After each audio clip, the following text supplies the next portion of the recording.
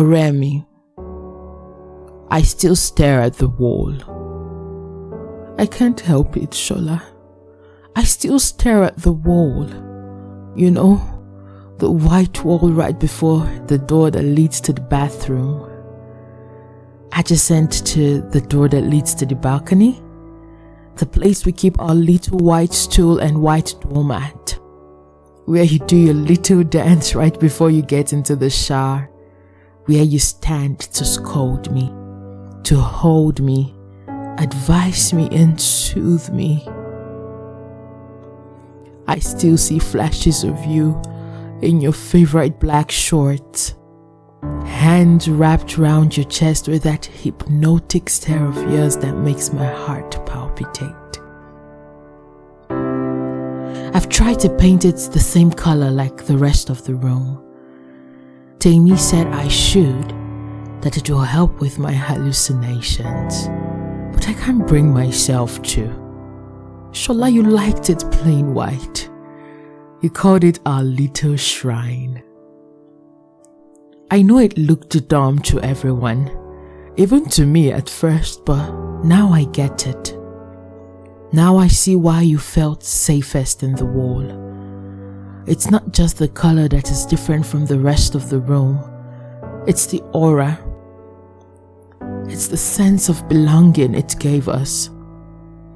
It's where our spirits first bonded, where we said our first words to each other.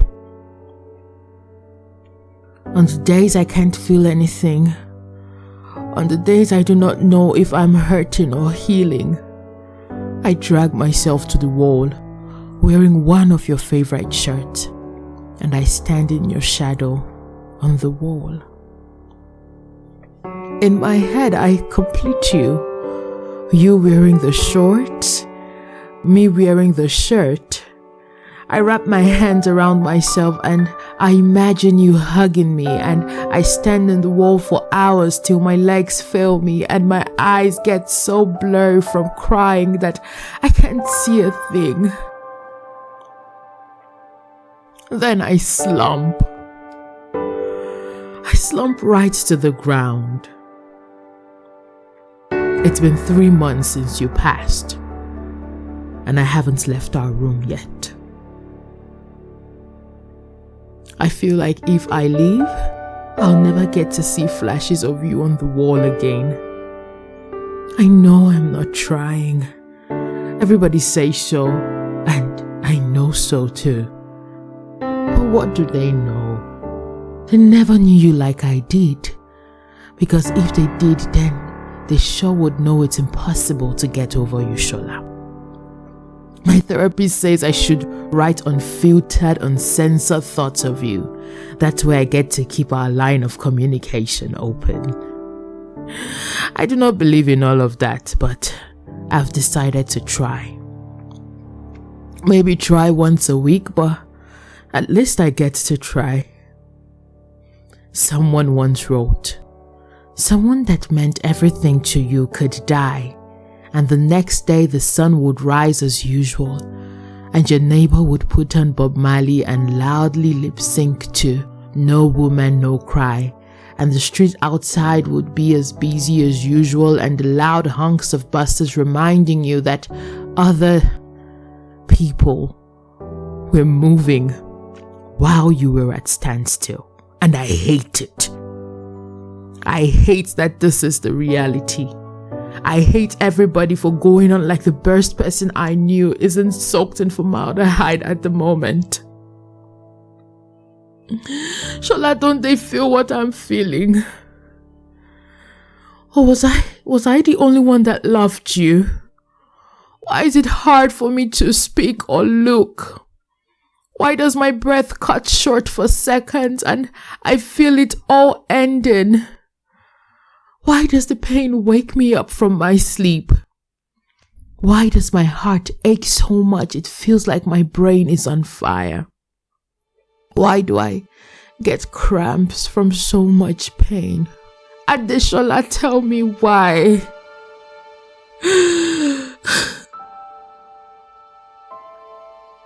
My therapist says if I ask you questions that you answer. So here I am, Adeshola Rekelewa Bimbo. What am I to do? Oh, maybe it's the guilt? Maybe that's why I'm still stuck in your grey bunny shirt, the very one you love to wear on your sad days. Because according to you, it helps hide all the parts of you that remind you of a pain from long ago that you wish to forget. Maybe that's why I'm still lying in bed with your clothes all over me, trying to hold on to your scent. Maybe it's the guilt yet to come, knowing full well that time and chance will help me heal, even if I'm not willing to. That a year from now, I won't feel like this, and memories that I hold so dear will start getting vague. Maybe I'm scared I will forget bits of you that I've known for the longest. The way you teeter when your favorite song comes on. The way you yawn with your mouth half closed and it looks like you're struggling to breathe. Maybe I already feel guilty because I sleep better now than I did 2 weeks ago. And I know that in the coming weeks it'll get easier. But do I want it to get easier? Shola, I'm not sure, Remy. I'm still waiting in our room. I'm waiting for you to call and tell me you're on your way home with the ingredients for the fish stew. I need to hear that excitement in your voice. The one when you finally find that Urobo woman that sells the exact type of catfish you like. Now I wish I followed you to the market more often. All the times you begged me to just go with you, I would have gotten to spend more time with you, Shola. Everybody seems to be mourning you loudly. Even the girlies that made it obvious that they didn't like you in the lodge, all with swollen eyes and running noses coming into our room to pay some sort of condolence visit. I know it's the polite thing to do, but I want to scream at them, scream so loud and call them all sorts of names, but I can't. My throat is so dry and I'm saving my last strength to see you on the wall tonight. You remember Ejiomo? The scruffy-looking girl with the broken tooth. She had the guts to come in the room today with your blue bucket. The one she took from you because, according to her, you broke her bucket. Turns out she was just jealous of you like I told you, and she admitted to it. I almost used that bucket on her. I wanted to hit it on her head so badly and watch her skull crack open. But Temi saw my temper rising and held my hand as she gave her stupid speech. Oh, and Rufus came today, slobbering and sniffing. According to him, you were his first love, but he had the audacity to break your heart. Just 3 days to your first professional exam. We should have arranged the rear boys to beat him up then. Maybe he wouldn't have shown his long ugly face here today talking about love, like he knows anything about love. Adeshola, remember how we joked that when we die, our ghosts will haunt all the people we did not like? I think you'll have to do that, but for the both of us, before I join you. And you should start with that Biodun Babeg. That fleshless scallywag hated you so much. But tell me why she came into our room with kata all over her face and very swollen eyes, looking like the devil's wife. Ugh. I hate all of them. They didn't know you like I did, and yet they come in here crying the way they did. I have not shed a tear in 2 days, Bimbo. I do not know if that is good or bad.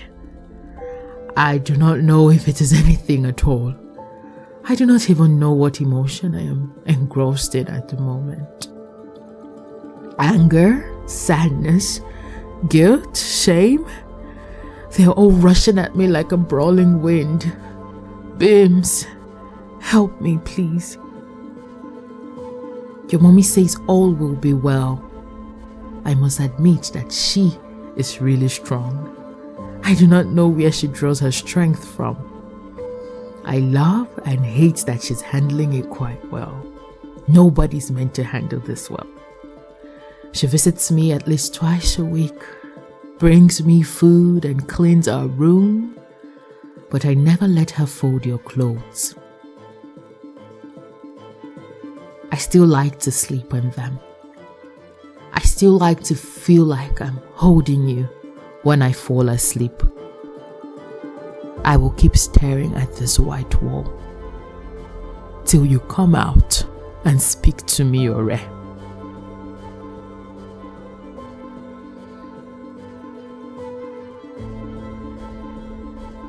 This White Wall by Lily Barry Benson and voiced by yours truly, Voice Ed. Please do well to like this video, leave your comments. What do you think about this lady?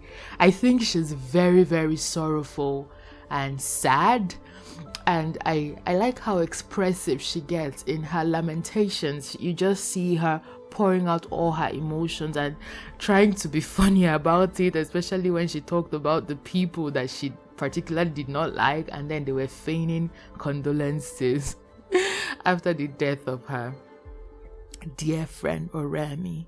Boy, it's heartbreaking.